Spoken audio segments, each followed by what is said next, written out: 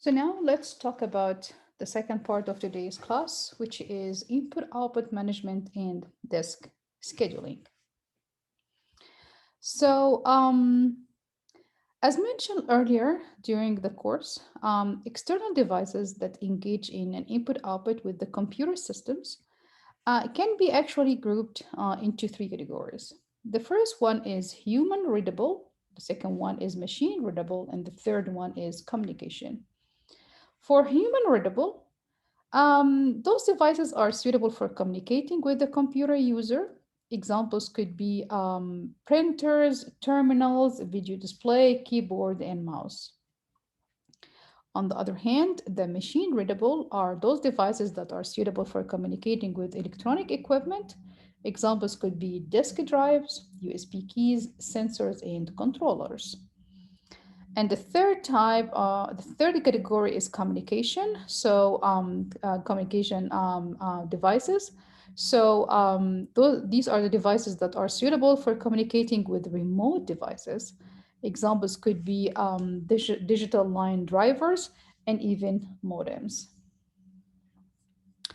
So there are great differences across classes and even substantial differences within each class of devices.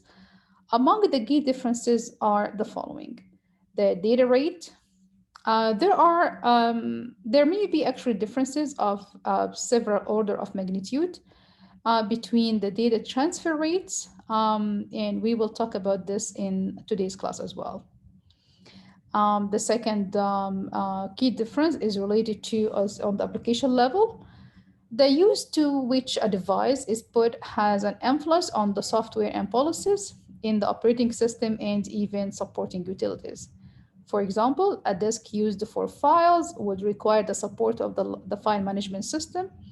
A disk used as a backing store for pages in a particular memory scheme depends on the use of virtual memory hardware and even software. Furthermore, these applications have an impact on disk scheduling algorithms, which will be discussed also in today's class. As another example, a terminal may be used by a given user or general user, or even a system administrator, and these uses imply different privilege level and perhaps different priorities in the operating system. Third, if you're going to differentiate between the I/O devices based on the complexity of control, so a printer requires a relatively simple control interface. A disk is much more complex. The effect of these differences on the operating system is filtered to some extent by the complexity of the input-output module that controls the device. Also, we could do a differentiation between the input-output device based on the unit of the transfer, in which data may be transferred as a stream of bytes or characters. This will differentiate the usage of each of the I/O devices. If we're going to do differentiation based on the data representation, different data encoding schemes are used by different devices, including different differences in character code and even the parity convention. Finally, we could differentiate between the devices based on the error conditions, the nature of errors, the way in which they are reported, their consequences, and the available range of responses differ widely from one device to another. This diversity makes a unique and a consistent approach to input output, both on the level of or the point of view of the operating system, and it could be from the point of view of the user processes, which actually difficult to achieve. There may be differences of several order of magnitudes between the data transfer rates. As you can be see here, we can see the typical input-output device data rates. And of course, the one with the maximum data rate is in this graph is the gigabit Ethernet. So if you're going to differentiate between the hardware devices just based on the data rates, we can see that the gigabyte Ethernet would have the maximum data rates at this point. So this is a way of differentiating between those devices. So there are three techniques for performing input output.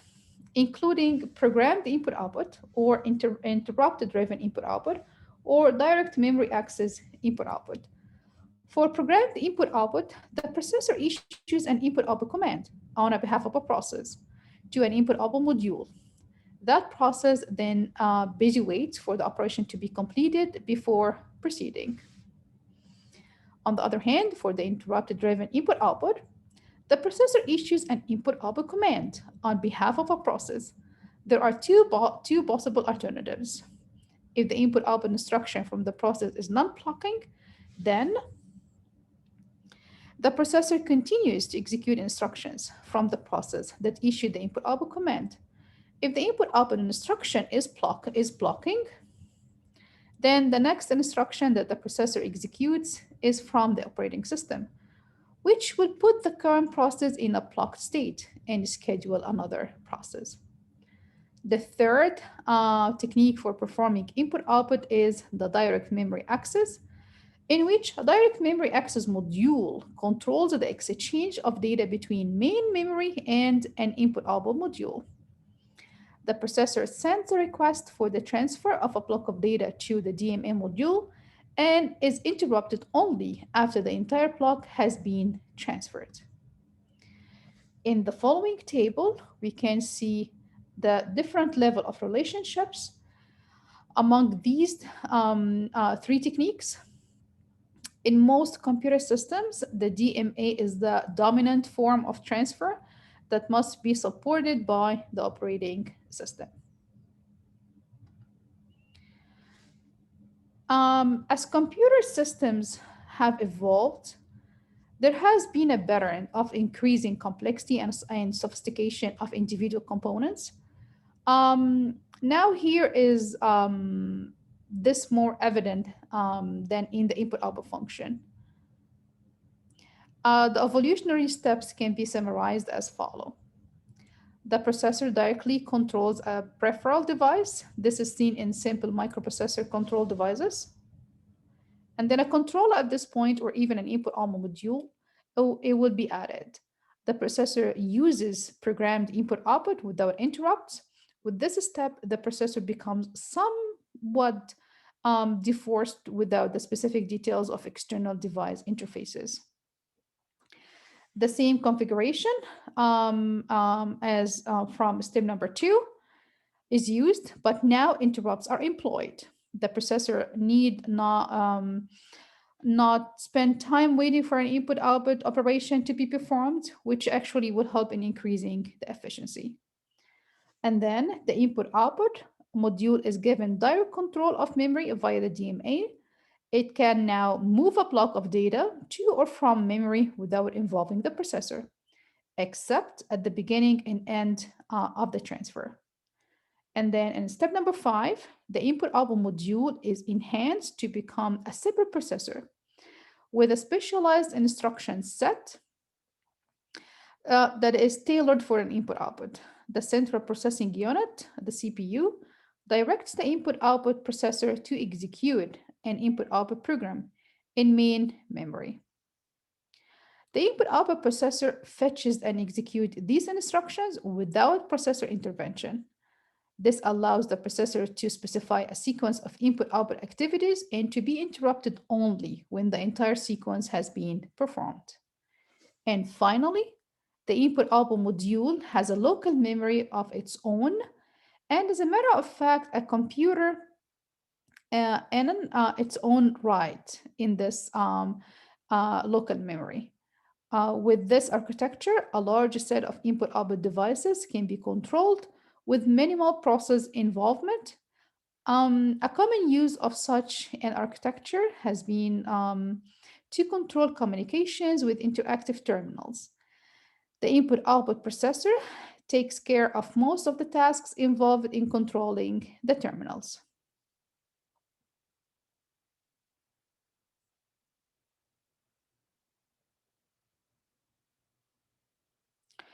I would like to give you a note about some of the terminology here. For all the modules described in different step number 4, actually up to step number 6, The term direct memory access is appropriate to be used because all of these types involve direct control of main memory by the input output module. Also, the input output module in step number 5 in particular is often referred to as input output channel. And in step number 6, we refer to as input output processor. However, each term is used on occasion purposes. They might be applied to different situations. Um, in the following figure, we can see in general terms the direct memory access logic, in which the direct memory access unit is capable of mimicking the processor and indeed of taking over control of the system bus, just like a processor. It needs to do this to transfer data to and from memory over the system bus. The DMA technique works as follows. When the processor wishes to read or write a block of data, it issues a command to the DMA module by sending to the DMA module the following information. The first one is whether a read or write is requested using the read or write control line between the processor and the DMA module. The address of the input output device is also involved, which is communicated on the data lines. The starting location in memory to read from or write to, which is primarily used based on communication on the data lines and stored by the DMA module in the address register. Also, in addition to this, we do need the number of words to be read or written. Again, communicated via the data lines and stored in the data count register. The processor then continues with all other work. It has dedicated this input-output operation now to the DMA module. The DMA module transfers the entire block of data, one word at a time, directly to or from memory without going through the processor. When the transfer is complete, the DMA module sends an interrupt signal to the processor. That means the processor is now involved only at the beginning and at the end of the transfer. This is mainly done through the control logic. So the DMA mechanism itself can be configured in a variety of ways. Some possibilities are shown in the following figure. In the first example, all modules, they share the same bus, the same system bus.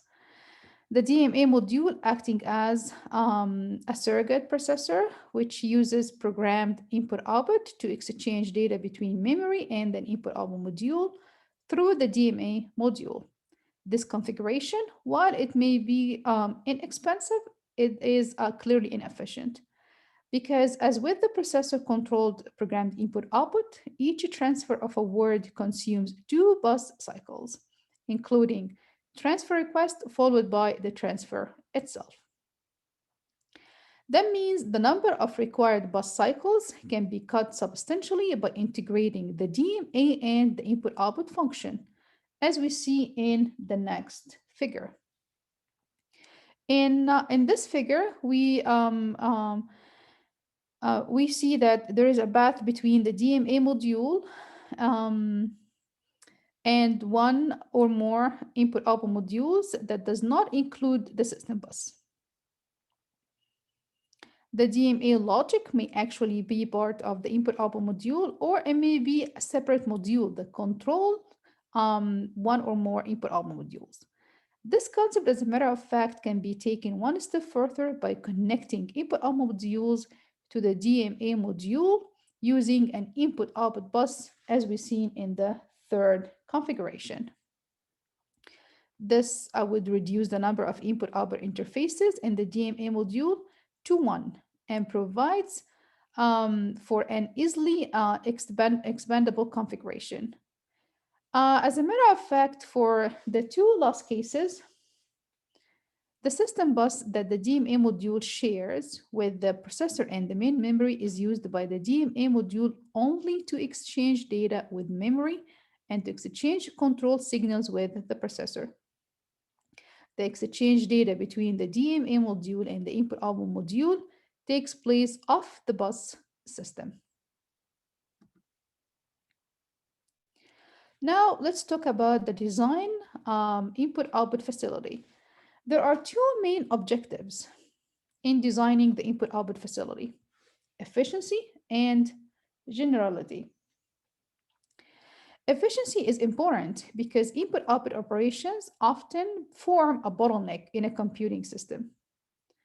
Generally, we can see that most input-output devices are extremely slow compared with the main memory and the processor. One way to tackle this problem is multiprogramming, which, as we have seen before, allows some processes to be waiting on input-output operations while another process is executing. However, even with the vast size of main memory in today's machines, it will still often be the case that input-output is not keeping up with the activities of the processor. At this point, swapping is used to bring in additional ready processes to keep the processor busy, but this is itself is an input-output operation. That means a major effort in the input-output design have been schemes have been in developing schemes for improving the efficiency of the input-output. As a matter of fact, this area of efficient input-output, the designing of input-output schemes that provide efficiency of the input-output itself, this area has received a lot of attention because it's important. It's important. Also, it is considered as a disk input-output that would require further investigation, and much of today's class will also talk about input-output efficiency. The other major objective is generality. In the interest of simplicity and freedom from error, it is desirable to handle all devices in a uniform manner. This statement applies both to the way in which processes view the input-output devices and the way in which the operating system manages the input-output devices and operations. Because of the diversity of device characteristics, it is difficult to practice to achieve true generally the true generality. What we can see is the usage of hierarchical, maybe a modular approach to the design of the input-output function. This approach, as a matter of fact, hides most of the detail of the device input-output in lower level routines, such that user processes and even upper levels of the operating system would see devices in terms of general functions like read, write, open, close, lock, and unlock without further details. So these are the main design objectives to design and input-output facility. As we have previously seen, the hierarchical nature of modern operating systems plays a great role, such that the hierarchical philosophy includes the notion that the functions of the operating system should be separated according to their complexity, their characteristics, time scale, and even their level of abstraction. If we apply this philosophy specifically for the input-output facility, that will lead to the type of organization that can be seen in the following figure. The details of the organization will depend on the type of device as well as the application. The three most important logical structures are presented in the figure.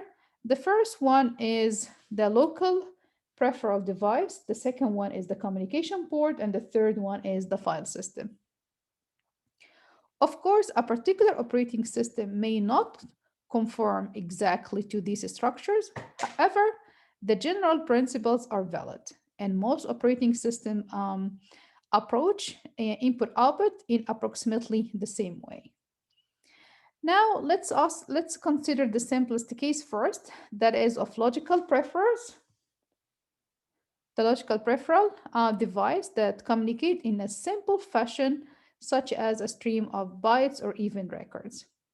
That means the following layers are involved: the logical input output, in which the logical input output module deals with the device as a logical resource and is not concerned with the details of actually controlling the device. The logical input output module is concerned with managing general input output functions on behalf of user processes, allowing them to deal with the device in terms of a device identifier and simple commands such as open, close, read, and write. Following this, the next layer is a device input output. The requested operations and data are converted into appropriate sequences of input output instructions, channel commands, and even controller orders. Buffering techniques may be used at this point to improve utilization. Following the device input output layer, we might have a scheduling, and we should also have a scheduling and control layer. The actual queuing and scheduling of an input output operation occurs at this layer, as well as the control of the operations. That means interrupts are handled at this layer and the input output status is collected and reported. This is the layer of software that actually interacts with the input output module and hence device hardware. On the other hand, for a communication device, as we can see in the second figure, the input output structure looks much the same as that just described. The principal difference between the two is that the logical input output module is now replaced with a communication architecture, which may itself consist of a number of layers. The TCP/IP is considered as example of a communication port. In the third figure, we can see a representative structure for managing input output on a secondary storage device that supports file system. The three layers not previously discussed in a fashion that we could adopt additional layers in the file system, including the directory management and the file system and the physical organization. So in the first one, which is the directory management, at this layer, symbolic file names are converted to identifiers that either reference the file directly or indirectly through a file descriptor or index table. This layer is also concerned with the user operations that affect the directory or files, such as add, delete, and reorganize. On the second file system layer, this layer deals with the logical structure of files and with the operations that can be specified by users, such as open, close, read, and write. At this point, access rights are also managed at the file system layer. Thirdly is the physical organization layer. Just as virtual memory addresses must be converted into physical memory address, taking into account the segmentation and paging structure, the logical references to files and records must also be converted to physical secondary storage addresses, taking into account the physical track and sector structure of the secondary storage device. Allocation of secondary storage space and main storage buffers is generally treated at this layer as well. So assume that a user process wishes to read blocks of data from a disk one at a time, with each block having a length of 512 bytes as an example. The data are to be read into a data area within the address space of the user processes at a virtual location, if we say from 1000 to 1511.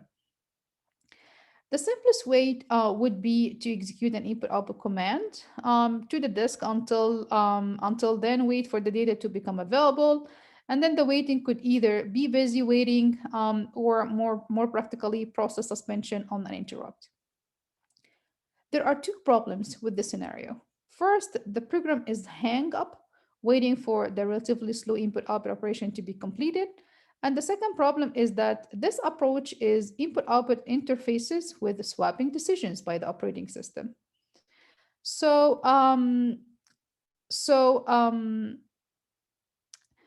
if we track the memory address that was provided in the virtual location from the 1000, for example, to the 1511, those memory virtual locations, they must be in the main memory during the course of the block transfer. Otherwise, some of the data may be lost. If paging is actually used, at least the page containing the target locations must be located into main memory, with actual would lead to a portion of the process may be paged out to the disk. So it is possible to swap the process out completely, even if this is desired by the operating system. So there are also a risk of single process deadlock if the process issue an input-output command, which might suspend the process waiting for the result, and then swapped out prior to beginning of the operation. The process will then be blocked waiting for the input-output event, and the input-output operation is also blocked waiting for the process to be swapped in. To avoid this deadlock, the user memory involved in the input-output operation must be locked in main memory immediately before the input-output request is issued, even though the input-output operation is queued and may not be executed for some time. The same consideration applies to an output operation. If a block is being transferred from a user process area directly to an input-output module, then the process is blocked during the transfer, and the process may not be swapped out.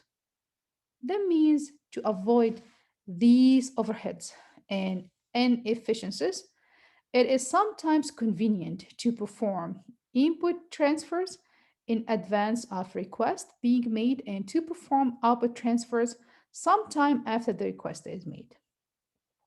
This technique is called buffering. In today's class, we will look at some of the buffering schemes that are supported by operating systems to improve the performance of the system. In discussing the various approaches to buffering, it is sometimes important to make a distinction between two types of input-output devices: block-oriented devices versus stream-oriented devices. A block-oriented device stores information in blocks that are usually fixed size, and transfers are made on one block at a time. Generally, it is possible to reference data by its block number, and disks and USBs keys are examples of block-oriented devices. For stream-oriented devices, they are responsible of transferring data in and out as a stream of bytes. With no blocking structure, terminals, printers, communication ports, mouse, and other pointing devices, and most other devices that are not secondary storage are considered as stream oriented devices. Now let's look at different buffering mechanisms that we just talked about it, and how would we introduce different approaches to buffering? That would be the main focus of the following slides. First, we could say we have no buffer. So without a buffer, the operating system directly access the device when it actually needs to access the device. So there's a direct connection between the operating system and the input-output device, with the assumption that we don't have any buffering. The simplest type of support, if the operating system can provide, is just single buffer. When a user process issue an input-output request, the operating system now assigns a buffer in the system portion of the main memory to this operation. In the case of a line at a time input-output, the buffer can be used to hold a single line. The user process is suspended during input, and awaiting the arrival of the entire line. So for output now, the user process can place a line of output in the buffer and continue processing. It need not to be suspended unless it has a second line of output to send before the buffer is empty from the first output operation. If we are considering a byte at a time input output, the interaction between the operating system and the user process will actually looks like the producer and consumer model that we discussed before. So for block-oriented devices, the single buffering scheme can be described as follows. Input transfers are made to the system buffer, and when the transfer is complete, the process moves the block into a user space and immediately requests another block. This is called reading ahead anticipated input. It is done in the expectation that the block will eventually be needed.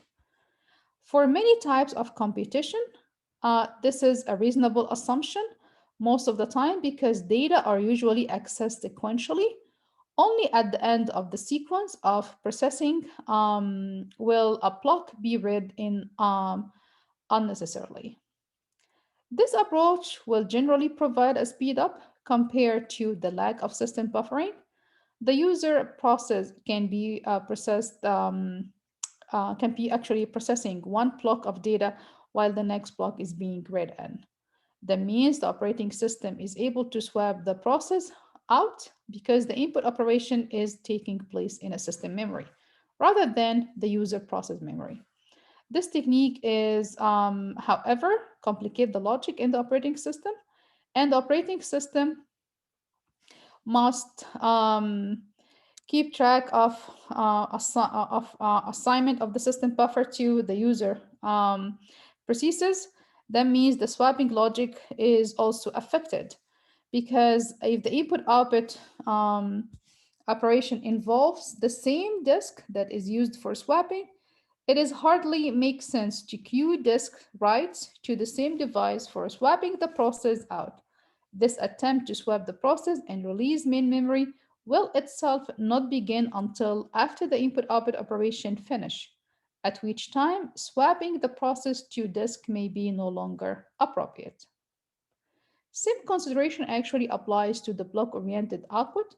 When data are being transferred to a device, they are first copied from the user space into the system buffer, from which they will be ultimately be written. The requesting process is now free to continue or to be swapped out as needed. So on the other hand, if we are talking about the stream-oriented input-output, the single buffering scheme can be used in a line at a time fashion or a byte at a time fashion. For the line at a time fashion, the line at a time operation is appropriate for scroll mode terminals. With this form of terminal, the user input is one line at a time with cartridge return signaling the end of the line. The output to the terminal is now similarly one line at a time. On the other hand, for the byte at a time operation, is mainly used on forms mode terminal when each keystroke is significant, and for many other peripherals such as sensors and controllers. In comparison to, now we talked about no buffer, single buffer, now let's compare it to the double buffer. An improvement over single buffering can be made by assigning two system buffers to the operation.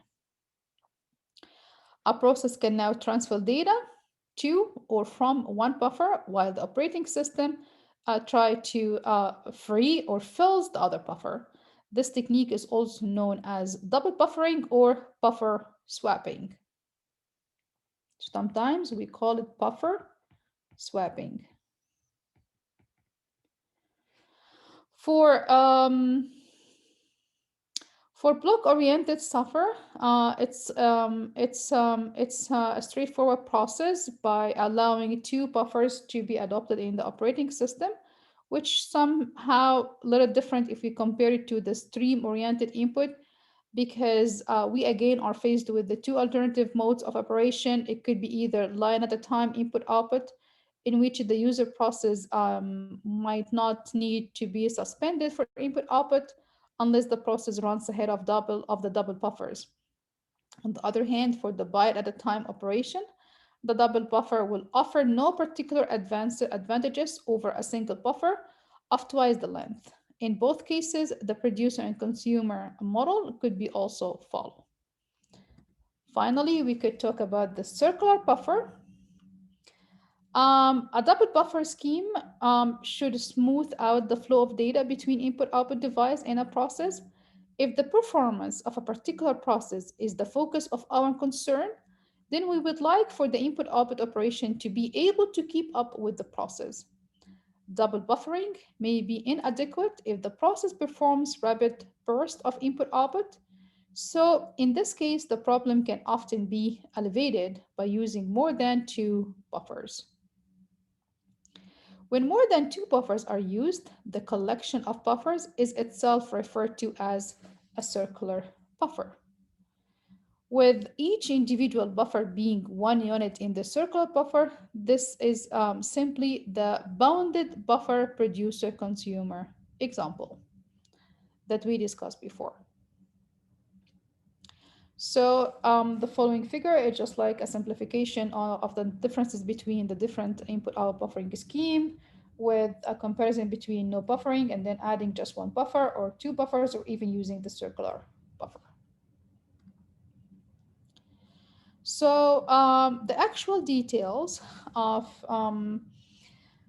disk input-output operation depends on the computer system and the operating system and the nature of the operating of the input-output channel and even the disk controller hardware.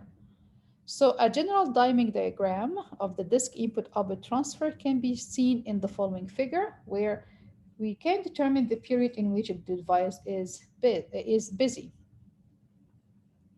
So to identify the disk performance parameters, when the disk drive is operating, the disk is rotating at a consistent speed to read or write. The head must be positioned at the desired track and at the beginning of the desired sector on the track. Track selection involves moving the head in a movable head system or electronically selecting one head on a fixed head system. On a movable head system, the time it takes to position the head at the track is known as the seek time. The time it takes for the beginning of the sector to reach the head is known as the rotational delay. If you're gonna sum the seek time and the rotational delay, the summation is called the access time.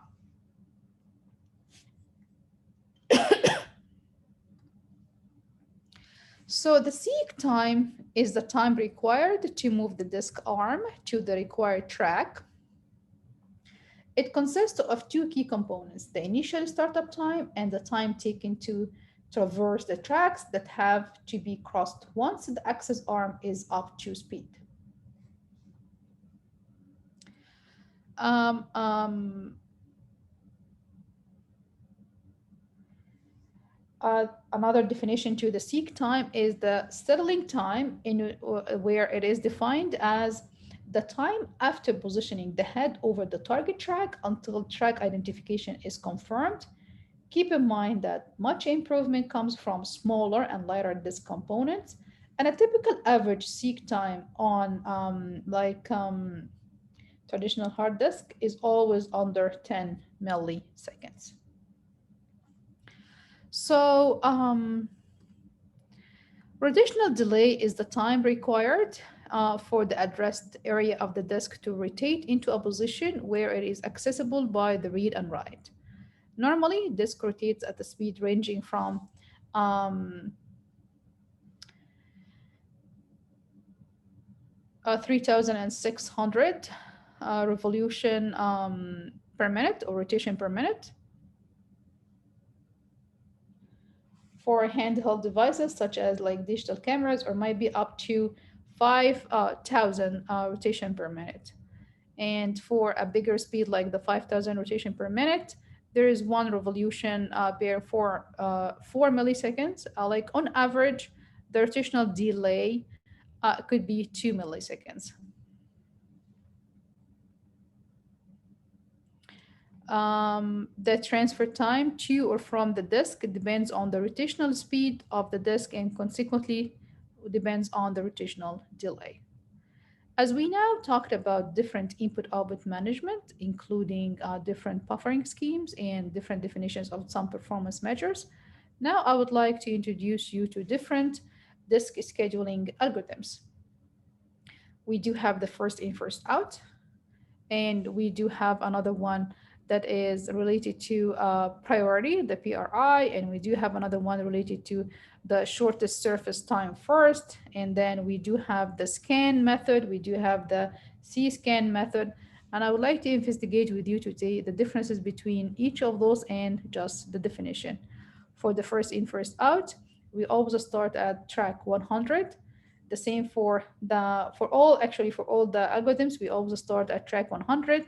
But for the scan method, we start at the track 100 in the direction of increasing track number. And the same for the C-scan method. C-scan method is just a variation of the scan method. And then for each of those methods, you just need to calculate the seek length, which we consider as a performance measure to differentiate between the different disk scheduling algorithms.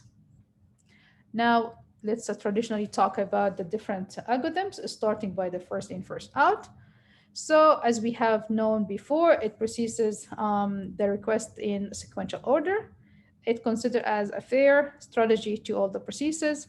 And as a matter of fact, it approximates random scheduling in performance if there are many processes competing for the disk. As you can see here, the disk scheduling algorithms contains the first in, first out, which is considered as one algorithm underneath the category if our selection is based on the requester. If our selection is based on the requested item, we might have different set of categories or classification. If the selection is according to the requester, we could have the random method, the first in, first out, the priority, and the last in, first out.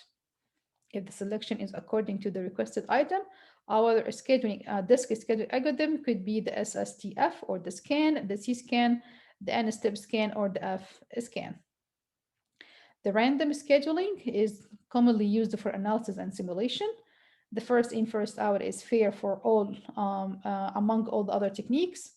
The priority by a process, it controls outside, the control is done outside of disk queue management.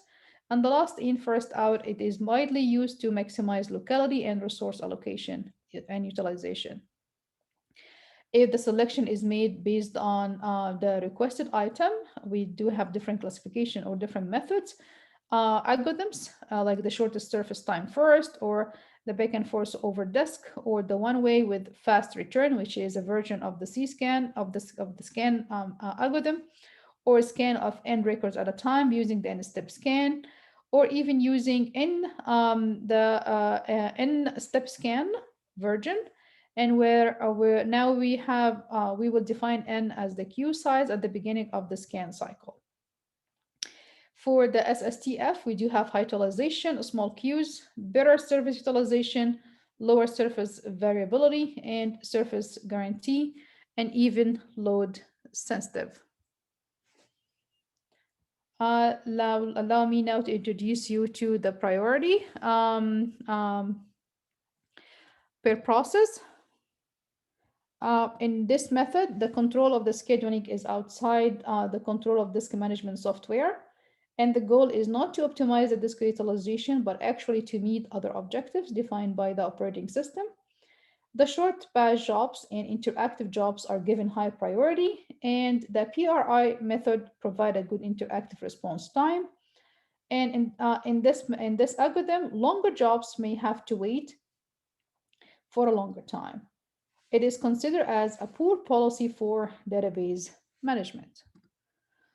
On the other hand, the shortest surface time first method, uh, it actually works by selecting the input output request that requires the least movement of the disk arm from its current position.